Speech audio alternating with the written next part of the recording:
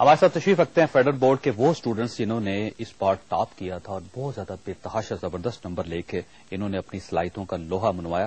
ہماری پہلی مہمان ہے حریم نثار صاحبہ. یہ بچی ہے, اس نے 1018 نمبر لیے, سائنس گروپ میں پہلی پوزیشن حاصل کی بورڈ میں, اور ٹوٹل نمبر تھے 1050 میں سے آپ نے 1018 نمبر لیے. ہمارے دوسرے مہمان ہیں حافظ احمد علی صاحب.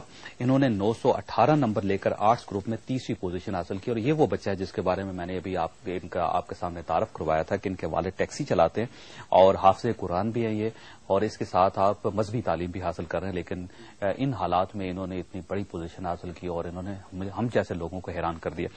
ہماری تیسری مہمان ہے مہرون امین صاحبہ, اور انہوں نے نمبر لیے تھے 1050 نمبروں میں سے 1015 نمبر. یہ سائنس گروپ میں انہوں نے تیسری پوزیشن حاصل کی. تو جو درمیان میں بچی تھی شاید جنہوں نے دوسری پوزیشن حاصل کی تھی وہ آج نہیں آ سکی, ان کے نمبر تھے 1016, ہے نا.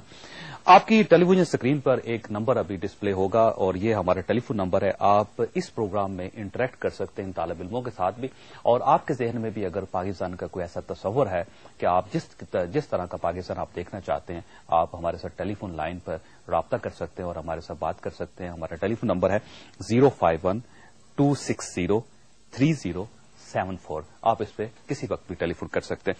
آپ سب سے پہلے آپ کے والد کیا کرتے ہیں؟ بسم اللہ الرحمن الرحیم. میرے والد فی الحال تو ٹیکسی چلاتے ہیں. اس سے پہلے GHQ میں وہ کلرک تھے. 25 سال سروس انہوں نے کی, اس کے بعد ریٹائر ہوئے, 10 سال ہو گئے انہیں. اوکے. آپ کے جو باقی بہن بھائی ہیں وہ کیا کر رہے ہیں؟ میری 2 بہنیں ہیں. ٹھیک ہے. دونوں الحمدللہ عالمات ہیں. ٹھیک. اور دونوں نے میٹرک کیا ہوا ہے. میٹرک کیا ہوا ہے. اور ابھی وہ مدرسوں میں ہی پڑھا رہی ہیں. مدارس میں پڑھا رہی ہیں. جی بالکل. اچھا, اور اس کے علاوہ بھائی بھی ہے آپ کا؟ بھائی ایک میرا چھوٹا بھائی ہے, وہ پڑھ نہیں سکا. اچھا, اور وہ کیا کر رہے ہیں؟ وہ میکینک, وہ موٹر میکینک ہے, گاڑیاں ٹھیک کرتے ہیں. اوکے.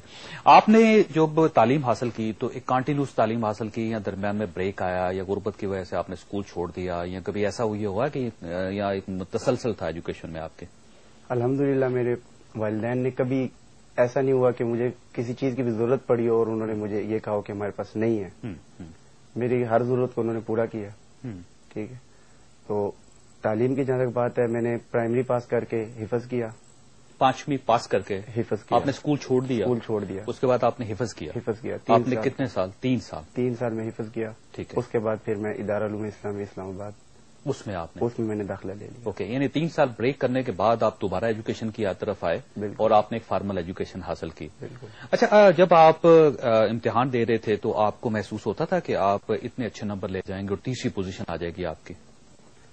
اصل میں بات یہ ہے کہ میں جس ادارے میں پڑھ رہا ہوں نا, اس ادارے کا یہ کمال ہے کہ 10 سال سے گزشتہ 10 سال سے اس کی پوزیشنز آ رہی ہیں.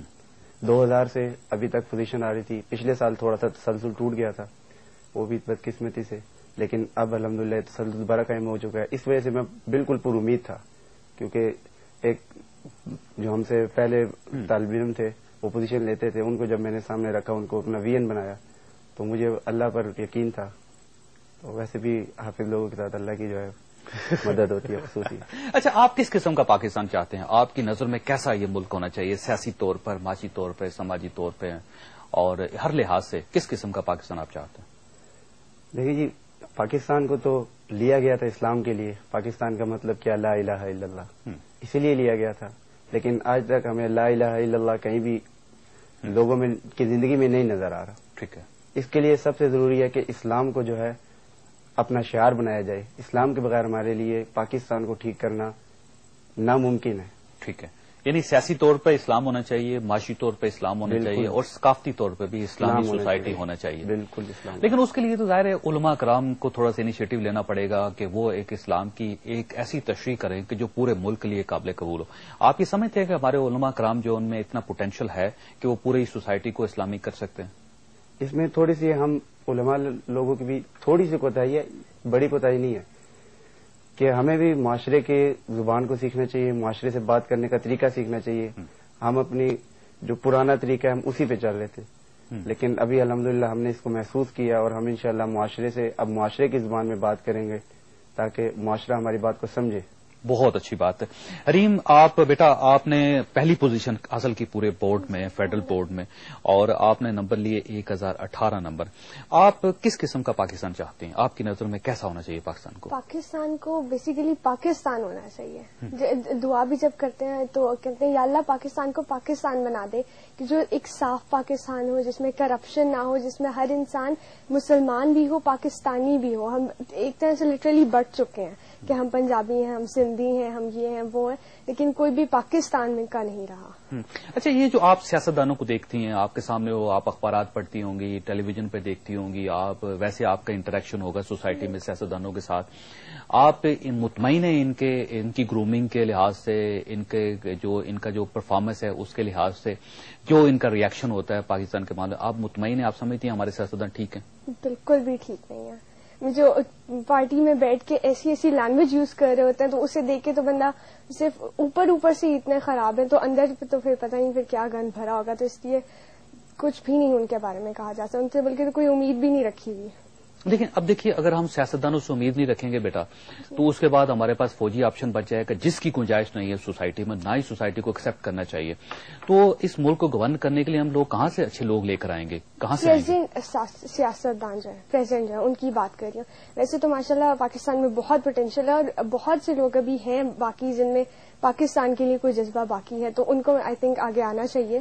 لیکن اب آگے کون لاتا ہے یہ ہم نے ڈیسائیڈ کرنا ہے. اچھا, ہمارے سیاستدانوں کو کیا کرنا چاہیے کہ جس سے آپ سمجھیں کہ آپ ایک اچھے ملک کی طرف جا رہی ہیں اور آپ مطمئن ہو جائے کہ ہم ایک اچھے ملک میں رہ رہے ہیں اور پاکستان زندہ باد اور پائندہ باد ہے؟ سیاستدان ہمارے کیا کریں؟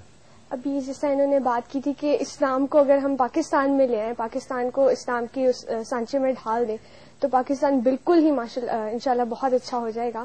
اور یہی سیاستدان کو کرنا چاہیے کہ وہ اپنے آپ سے پہلے اسلام کو آگے لائیں اور دوسرے لوگوں کو ترجیح دیں, نہ کہ پہلے اپنی ضرورت کا خیال رکھیں. جی بالکل. اچھا حافظ صاحب, میں آپ کو ایک خوشخبری سنانا چاہتا ہوں کہ ابھی مجھے ٹیلی فون پہ بتایا گیا ہے کہ چیف منسٹر پنجاب نے آپ کے سارے جو تعلیمی اخراجات ہیں مستقبل کے, انہوں نے اپنے ذمہ لے لیے ہیں. ابھی ان کا ٹیلی فون آیا اور انہوں نے کہا ہے کہ حافظ احمد علی صاحب کی جہاں بھی تعلیم حاصل کرنا چاہیں پاکستان میں, اور جہاں تک آپ تعلیم حاصل کرنا چاہیں, جہاں بھی کریں, وہ سارے کے سارے آپ کے اخراجات جو وہ حکومت پنجاب ادا کرے گی. آپ کو اس معاملے میں تو مبارکباد ہو. اب مجھے یقین ہے کہ اس جو انہوں نے اناؤنس کیا ہے اس فیصلے پر عمل درآمد بھی ہوگا, اور اگر نہ ہوا تو آپ میرے پاس آ جائیے گا, میں ڈیفینیٹلی آپ کو اسی جگہ بٹھا کے ان سے بات کراؤں گا.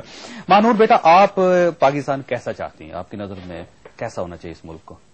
بالکل, جیسے حریم نے کہا کہ پاکستان کا مطلب ایک لٹرل ہوتا ہے اور ایک اوور آل مفہوم ہوتا ہے کسی چیز کا. پاکستان لٹرلی بھی پاکستان ہونا چاہیے, مطلب, اور دوسری طور پہ ہم نے اس کا میننگ لیا تھا لا الہ الا اللہ, تو اس میں ہمارا جو اسلام ہے اس کو بھی پراپرلی نافذ ہونا چاہیے.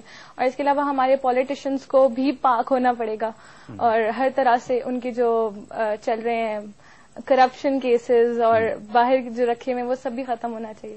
یعنی کرپشن نہیں ہونی چاہیے سیاستدانوں میں, کرپشن نہیں ہونی چاہیے. اس کے علاوہ جو وہ ویسے دھوکہ دہی کرتے ہیں وہ نہیں ہونا چاہیے. کریکٹر صاف ہونا چاہیے. بالکل, کریکٹر ان کا صاف ہونا چاہیے. اچھا, میں نے جو آپ سے یہ بھی پوچھنا ہے کہ کریکٹر سے آپ کی کیا مراد ہے, آپ کس قسم کی چیزوں کو آپ سمجھتی ہیں کہ برا کردار ہے. لیکن ایک کالر ہمارے ساتھ ہیں, کامران مناز, کیونکہ ہم نے کبھی ٹیلی فون لائنز جو اوپن نہیں کیا, آج آپ کی وجہ سے ٹیلی فون لائنز بھی ہم نے اوپن کیا, تو میں چاہوں گا کہ کامران صاحب کیا چاہتے ہیں. جی کامران صاحب, آپ کیا کہنا چاہتے ہیں؟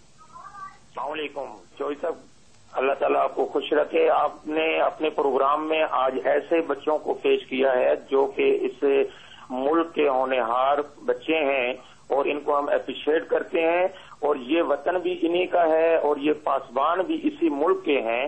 تو میں ایجوکیشن کے حوالے سے یہ کہنا چاہوں گا ان بچوں کو کہ یہ ہونہار بچے جنہوں نے پوزیشن ہولڈر ہیں, تو کیا یہ نہیں سمجھتے کہ یہ ایک غریب گھرانے سے تعلق رکھنے والے بچے جب پوزیشن ہولڈر ہیں اور آج آپ کے سامنے بیٹھے ہوئے ہیں, ایسے ہی بچے اکثریت کروڑوں کی تعداد میں بچے ہیں, مگر المیہ یہ ہے ہمارے ملک میں کہ غریبوں کے لیے ایک علیحدہ تعلیمی نصاب اس ملک میں نافذ ہے اور امیروں کے لیے ایک علیحدہ تعلیمی نصاب نافذ ہے.